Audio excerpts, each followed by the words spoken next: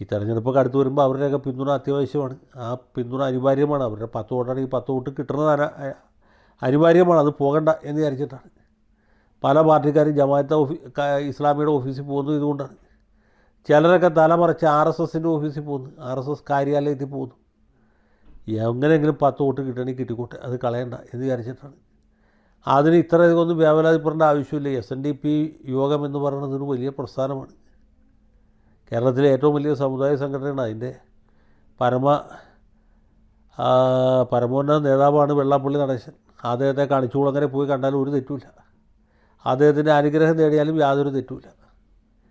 മാത്രമല്ല, ഇങ്ങനെയൊക്കെയുള്ള ആളുകളുടെ അനുഗ്രഹം ഉണ്ടെങ്കിൽ നമ്മുടെ ജീവിതത്തിൽ തന്നെ പല ശ്രേയസ്സുകളും ഉണ്ടാവും. ഞാൻ തന്നെ ഒരു അനുഭവസ്ഥനാണ്. ഞാൻ നേരത്തെ ഒരിക്കൽ പറഞ്ഞിട്ടുള്ളതാണ്. നിങ്ങൾ എത്ര പേര് കേട്ടണമെന്നറിയില്ല. അതുകൊണ്ട് പറഞ്ഞിട്ട് ഈ കഥാകഥനം അവസാനിപ്പിക്കാം എന്ന് വിചാരിക്കണം. ഇപ്പോഴൊന്നുമല്ല കേട്ടോ. 1996 ആണ്ടിലാണ് ഈ സംഭവം നടക്കുന്നത്. അന്ന് ഞാൻ കേരള ഹൈക്കോടതിയിലെ ഒരു ഗവൺമെൻറ് പ്ലീഡറാണ്. ഒരു യുവ ഗവൺമെൻറ് പ്ലീഡർ എന്ന് പറയാം. എനിക്ക് അന്ന് 33 വയസ്സേ ഉള്ളൂ.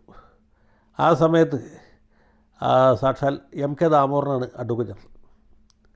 കല്ലട സുകുമാരനാണ് പ്രോസിക്യൂഷൻ ഡയറക്ടർ ജനറൽ എന്നാണ്.